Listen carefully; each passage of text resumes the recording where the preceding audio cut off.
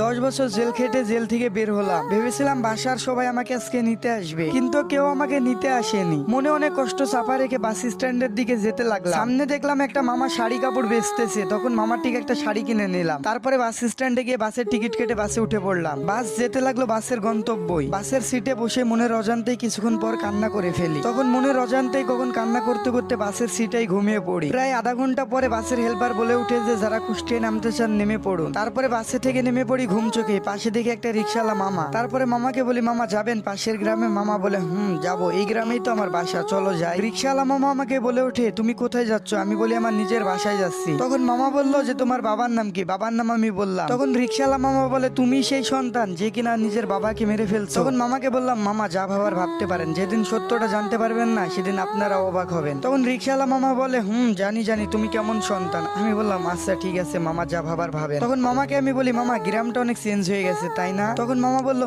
তা তো হবে। আমি বললাম, মামা বাসার সামনে নামাই দেন। মামা বললো ঠিক আছে। তারপরে মামা কিছুক্ষণ পরে আমারে বললো, এখানেই নামো। তখন আমি বললাম, মামা কোথায় নামাই দিচ্ছে? তখন রিক্সাওয়ালা মামা বললো, ওই যে সামনের বাসাটা দেখছো না, ওটাই তোমার বাসা। আমি বললাম, আচ্ছা ঠিক আছে মামা, এই নেন আপনার ভাড়া। নিজের বাসাটাকেও আমি চিনতে পারছি না, কারণ 10 বছর আগে দেখে গিয়েছিলাম কি আর এখন দেখতেছি কি। এখন দেখতেছি বাসাটা পুরো পাল্টে গেছে। বাসার কলিং বেল চাপা মাত্রই দেখি যে মা আমার দরজা খুলে দিল। মা বলে উঠলো, খুনিটা আমার বাসায় এসেছে কেন? কেউ ওকে বেরিয়ে যেতে বল। মা তুমি বিশ্বাস করো, আমি বাবাকে কখনোই হত্যা করিনি। তুই যদি আমার কখনো সামনে আসিস তাহলে আমার মরা মুখটা দেখতে পাবি। এমন কথা বলিও না মা, আজ অন্তত পক্ষে একবার তোমার এই সন্তানকে বুকে জড়িয়ে নাও। তোর স্থান কোথাও নেই আর তোর স্থান কোথাও হবেও না। আকাশ এই খুনিটাকে এখনই বাসায় থেকে বের করে দে। আচ্ছা ঠিক আছে মা, আমি দেখতেছি। তখন হাসান উঠে বলল, ভাইয়া ভাইয়া বিশ্বাস করো, আমি আব্বুকে কখনোই হত্যা করিনি। আকাশ উঠে বলল, তুই বাবার নাম মুখে নিবি না, তোর মতো সন্তান যেন কোনো বাবা মায়ের ঘরে জন্ম না নেয়। তখন হাসান বলে উঠলো, ভাইয়া তুমিও আমাকে বিশ্বাস করতেছো না? তুমিও আমাকে এই কথা বলতেছো?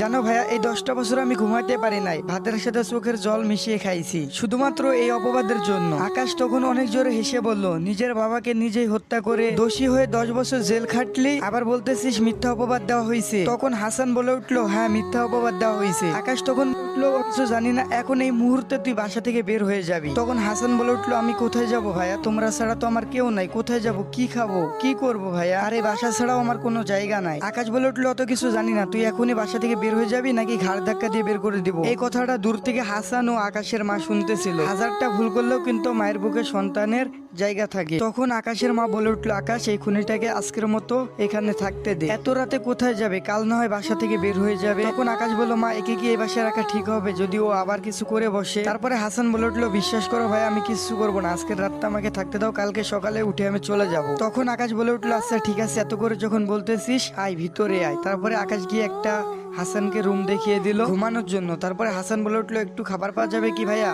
অনেক ক্ষুধা পাইছি। তখন আকাশ বলে উঠলো, তোর এই বাসাতে খাবার খাওয়া হারাম, যদি আরেকটা কথা বলিস তাহলে তোর ঘাড় ধাক্কা দিয়ে বাসা থেকে এখনই বের করে দেবো। তখন হাসান বলে উঠলো, আচ্ছা ভাইয়া খাবার লাগবে না, ঘুমাই। ঠিক রাত 3টা বাজে একটা চিৎকারের শব্দ হয়ে উঠলো। বলে উঠলো, বাঁচাও বাঁচাও, প্লিজ কেউ আমাকে বাঁচাও, প্লিজ প্লিজ কেউ আমাকে বাঁচাও। এমন শব্দ শুনে সবাই বাইরে এসে দেখে হাসান কাজের মেয়ের আয়েশার ব্লাউজের ফিতা খোলা। এমন দেখে আকাশের পায়ের রক্ত মাথায় উঠে গেল। তখন আকাশ বলে উঠলো, কি হয়েছে আয়েশা, তুমি এত কান্নাকাটি করতেছো, কি ব্যাপার? তখন আয়েশা বলে উঠলো, স্যার আমাকে প্লিজ বাঁচান, আপনার ভাই আমার সাথে শারীরিক সম্পর্ক করতে চাইছে, কিন্তু আমি রাজি না থাকায় আপনার ভাই আমার সাথে জোরাজুরি করতে চাইছে। তখন হাসান বলে উঠলো, এই মেয়ে তুমি এত মিথ্যা কথা বলতেছো কেন? তুমি তো আমার রুমে এসে কান্নাকাটি করতেছো, আর বলে উঠলো তুমি আমাকে ফাঁসাইতে চাইতেছো। তখন আকাশ বলে উঠলো, হাসান একদম চুপ করে থাক, নাহলে তোরে কিন্তু একবারে অবস্থা খারাপ করে ফেলবো। আয়েশা কেমন মেয়ে আর কতটা ভালো মেয়ে সবাই জানে, ওর মতো মেয়েই হয় না গ্রামের মধ্যে, আর তুই কেমন এটা গ্রামের সবাই জানে। আর ঠিক তখনই হাসানের মা আর আকাশের মা ওইখানে চলে আসে। তারপরে বলে, আকাশ কি হয়েছে আর আয়েশা তুই কান্না করতেছিস কেন? তখন হাসান বলে উঠলো, খালা আমি আপনাদের বাসায় আর কাজ করবো না, আপনার ছোট ছেলে আমাকে ধর্ষণ করতে চাইছিল। তখন আকাশের মা বলে উঠলো, আয়েশা তুই এসব কি বলতেছিস? তখন আকাশ বলে উঠলো, হ্যাঁ মা, ও যা বলতেছে সব সত্যি বলতেছে, আমি বুঝে গেছি মা। হাসান কি চায়? হাসান চায় আমাদের এই সমাজে মান সম্মান সব ধুলোয় মিশে যায়। তারপরে হাসানের মা আর কিছু জানতে না চেয়ে হাসানের কাছে এসে 2 গালে থাপ্পড় দিয়ে গাল দুটোকে একেবারে লাল করে ফেলে এবং হাসানের চোখ দিয়ে পানি বেরিয়ে আসে। তারপরে বলে উঠে, তোর মতো কুলাঙ্গার সন্তান এই পেটে ধরে ধরছিলাম, বিশ্বাস হচ্ছে না। নিজের বাবাকে তো 10 বছর আগে একেবারে খেয়ে ফেলেছিস, এখন আবার আরেকজনকে খাইতে চাইছিস, আর কতজনকে খাবি? তখন হাসান বলে উঠলো, বিশ্বাস করো মা, তোমার কসম, আমাকে এখানে ফাঁসানো হচ্ছে। তখন হাসানের মা বলে উঠলো, ওই মুখে আমার নাম নিবি না, আর